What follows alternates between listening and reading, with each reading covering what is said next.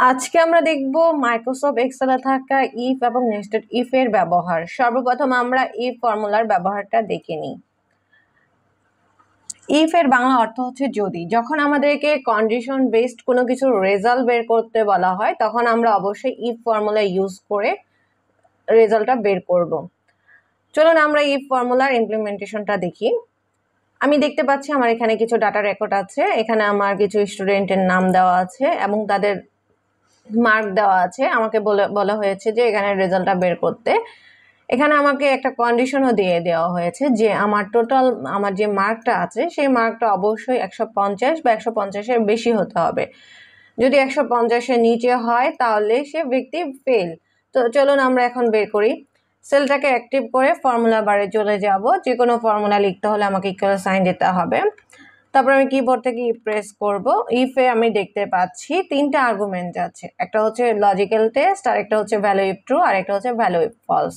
সর্বপ্রথম আমি লজিক্যাল টেস্টটা দিব। যদি আমার লজিক্যাল টেস্টটা মিলে যায় তাহলে আমার ট্রু ভ্যালু রিটার্ন করবে, আর যদি লজিক্যাল টেস্ট না মিলে তাহলে আমার ফলস ভ্যালু রিটার্ন করবে। তো লজিক্যাল টেস্ট হিসেবে দিব আমি এই মার্ক যে সেলটা আছে, মার্ক যে সেলটা E7, এটাকে আমি গ্রেটার দেন ইকুয়াল 150 দিব, যেটা আমার বলছে যে টোটাল মার্ক 150 বা 150-এর বেশি হতে হবে। যদি আমার 150 বেশি বা 150 হয় তাহলে আমার ট্রু ভ্যালু হিসেবে রিটার্ন করবে পাস। তো আমি কমা দিলাম, কমা দিয়ে সেপারেট করলাম।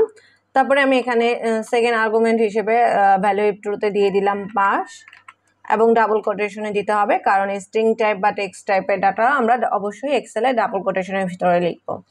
তারপর ভ্যালু ইফ ফলস দিব। যদি আমার এই লজিকটা না মিলে তাহলে আমার ফলস হিসেবে দেখাবে হচ্ছে ফেল, ডাবল কোটেশনের ভিতরে। তারপর আমি কিবোর্ড থেকে এন্টার কি প্রেস করব। এই যে দেখতে পাচ্ছি আমার এখানে যে নাম্বারটা সেই নাম্বার অনুযায়ী এখানে রেজাল্টটা চলে আসছে। তারপরে আমি এই কোনায় এই প্লাস এই স্কোয়ার যে ইয়াটা আছে এখানে আমি ধরে নিচের দিকে টান দেব, তাহলে আমার বাকিগুলোকে একইভাবে কিন্তু ফর্মুলাটা অ্যাপ্লাই হয়ে যাবে এবং রেজাল্টটা দেখাবে। তো এখানে দেখছি যে এখানে আমার 150-এর উপরে যেগুলো নাম্বার পেয়েছে তারা অবশ্যই পাস করেছে, সেই রেজাল্ট পাস দেখাচ্ছে। যে 150-এর নিচে পেয়েছে তার রেজাল্টটা ফেল আসতেছে, যে 150-এর নিচে পাচ্ছে তার রেজাল্টটা ফেল আসতেছে। এভাবেই কিন্তু আমরা খুব সহজেই ইফ ফর্মুলা ইউজ করে কন্ডিশন বেসড রেজাল্টগুলো বের করতে পারি। এখন আমরা দেখব নেস্টেড ইফ ফর্মুলার ব্যবহার। নেস্টেড ইফ বলতে বোঝাচ্ছে যখন আমরা একটা ইফের ভিতরে এক বা একাধিক ইফ ব্যবহার করি সেটাকে আমরা নেস্টেড ইফ বলি। তো আমার এখানে কিছু ডাটা রেকর্ড দেওয়া আছে এবং এখানে আমার কিছু ক্রাইটেরিয়া বা কন্ডিশন দেওয়া আছে। আমার এই কন্ডিশন বেসড কিন্তু আমার এখানে গ্রেডটা বের করতে বলছে। চলুন আমরা এর ইমপ্লিমেন্টেশনটা দেখি। তো আমার এখানে নাম দেওয়া আছে স্টুডেন্টের, এখানে দেওয়া আছে হচ্ছে প্রত্যেকটা সাবজেক্টের নাম্বারগুলো। আমি এখান থেকে টোটাল মার্কটা বের করেছি এবং এভারেজটা আগে থেকে বের করে রেখেছি। এখন এই অনুযায়ী কিন্তু আমার গ্রেড বের করব। অ্যাভারেজের মার্ক হিসেবে কিন্তু গ্রেডটা আসবে এবং আমাকে এখানে বলা হয়েছে যে 80 বা 80-এর উপরে পেলে A+, 70 বা 70-এর উপরে পেলে A, 60 বা 60-এর উপরে পেলে A-, 50 বা 50-এর উপরে পেলে B, 40 বা 40-এর উপরে পেলে সি, 33 বা 33-এর উপরে পেলে ডি এবং 33-এর নিচে পেলে ফেল। তো সেলটাকে অ্যাক্টিভ করে আমি চলে যাব ফর্মুলা বারে। যে কোনো ফর্মুলা লিখতে হলে ইকুয়াল সাইন দিতে হয়, তাই আমি ইকুয়াল দিলাম এবং আমি কিবোর্ড থেকে লিখলাম ইফ, ব্র্যাকেট শুরু ব্র্যাকেট শেষ করে দিলাম এবং এই ব্র্যাকেটের ভিতরেই যা লেখার লিখব। তো এখানে আমার ইফ ফর্মুলা তিনটা আর্গুমেন্ট আছে, একটা হচ্ছে লজিক্যাল টেস্ট, আর একটা হচ্ছে ভ্যালু ইফ ট্রু, আর একটা হচ্ছে value if false. Logical test হিসেবে দিয়ে দিলাম আমি এই যে অ্যাভারেজে যে সেলটা আছে J5 সেল, তারপরে আমি দিয়ে দিব গ্রেটার দেন ইকুয়াল।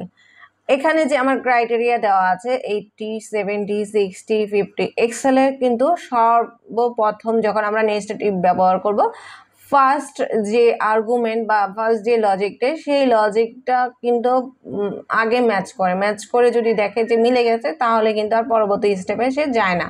সেজন্য আমাদের উচিত যে ক্রাইটেরিয়া রেঞ্জ আছে বা যে কন্ডিশনগুলো আছে সেই কন্ডিশনের সব থেকে বড় যে নাম্বারটা সেই নাম্বারটা ধরে আগে কাজ করা। তো আমার এখানে যে কন্ডিশন বা ক্রাইটেরিয়াগুলো আছে স্টেপগুলো সেখানে আমার সব থেকে বড় হচ্ছে 80, তাহলে আমি 80 দিয়ে সর্বপ্রথম চেক করব।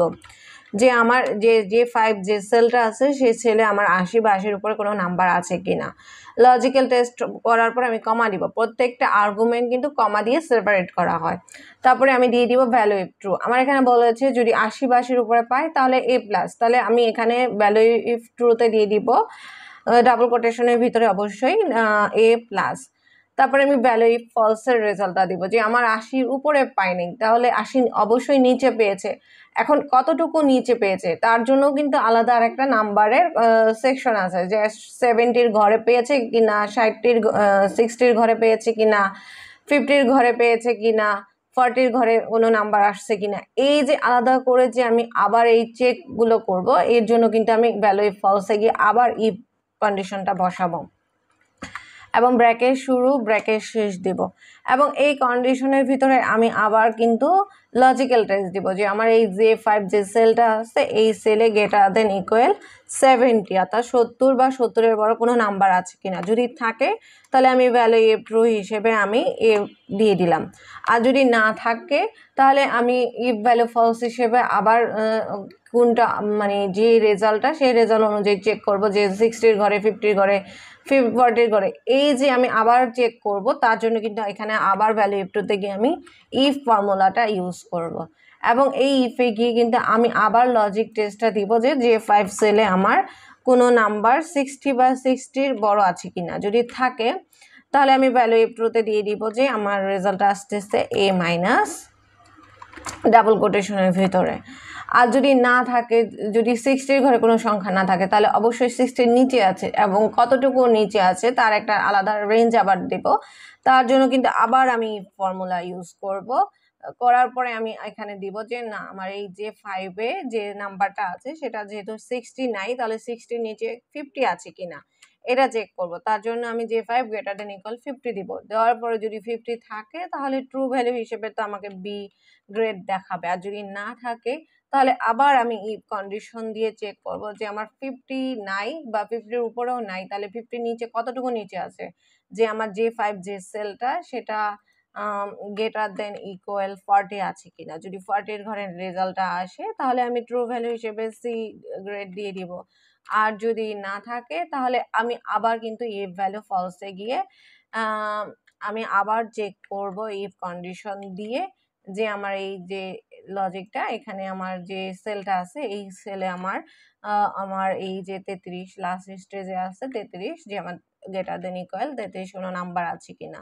যদি থাকে তাহলে তো ডি গ্রেড রিটার্ন করবে, আর যদি না থাকে এখানে আমি কিন্তু আর ইফ বসাবো না, এখানে ইফ বসালেও চলে না বসালেও চলে, কারণ কি আমার এখানে লাস্টে আর একটাই আছে, যে আমার 33 বা 33-এর উপরে পেলে তো ডি, আর 33-এর নিচে পেলে ফেল, তার জন্য আমি এখানে ডিরেক্টলি ফলস ভ্যালু হিসেবে ফেলটা লিখে দিব। এই যে আমরা দেখতে পাচ্ছি যে আমার এই একটা ইফের ভিতরে কিন্তু এই যে এক বা একাধিক ইফ আমি কিন্তু ইউজ করেছি। এই একটা ইফের ভিতরে যখন আমরা এভাবে একাধিক ইফ ইউজ করব সেটাকে আমরা বলবো নেস্টেড ইফ। তো দেখা যাক আমার রেজাল্ট কি আসে। এই যে আমার এখানে অ্যাভারেজের যে নাম্বারটা আমি যে কন্ডিশন মাল্টিপল কন্ডিশন দিয়ে বারবার চেক করেছি, এই চেকে যেটা মিলেছে কিন্তু সে রেজাল্টটা এভাবেই দিয়েছে। দেখি আমরা মিলিয়ে যে আমার এভারেজ গড়ে 63.8 আছে। তো সর্বপ্রথম সে চেক করেছে যে আমার যে 5 যে সেলটা সেই গড়ে 80 আছে কিনা। যদি 80 থাকতো তাহলে আমার A+ দেখাতো, আর যদি যেহেতু 80 নেই তাহলে 80-র নিচে কতটুকু নিচে আছে, এর জন্য কিন্তু আমার ইফ ভ্যালু ফলস হিসেবে এখানে নিয়ে আসছে। এখানে নিয়ে এসে এই ইফে গিয়ে সে চেক করতেছে 70-এর ঘরে কোনো নাম্বার আছে কিনা। যখন দেখছে না আমার এখানে 70-এর ঘরে কোনো নাম্বার নাই, সেজন্য সে ট্রু ভ্যালু রিটার্ন না করে সে কিন্তু ফলস ভ্যালুতে চলে গেছে। ফলস ভ্যালুতে গিয়ে সে আবার চেক করছে যে আমার যে 5 যে সেলটা সেখানে 60 বা 60-এর উপরে আছে কিনা। এখন দেখছে যে আমার এখানে 60 বা 60-এর উপরে নাম্বার আছে, সেজন্য সে কিন্তু এখানে A মাইনাস রিটার্ন করেছে, পরবর্তীতে আর এই স্টেপে আর যায় নাই। এভাবেই কিন্তু এক্সেলের যে ইফ ফাংশনটা নেস্টেড ইফ ফাংশনটা এভাবেই কাজ করে। বাকিগুলোতে আমি এভাবে নিচে টেনে বসিয়ে দিলাম। তো এখানে নাম্বার ওয়াইজ কিন্তু আমার এখানে বাকিগুলোর কিন্তু গ্রেডটা বের হয়ে গেছে। এভাবেই আমরা খুব সহজেই নেস্টেড ইফ ব্যবহার করে আমরা স্টুডেন্টের মার্কশিট বের করতে পারি। ধন্যবাদ।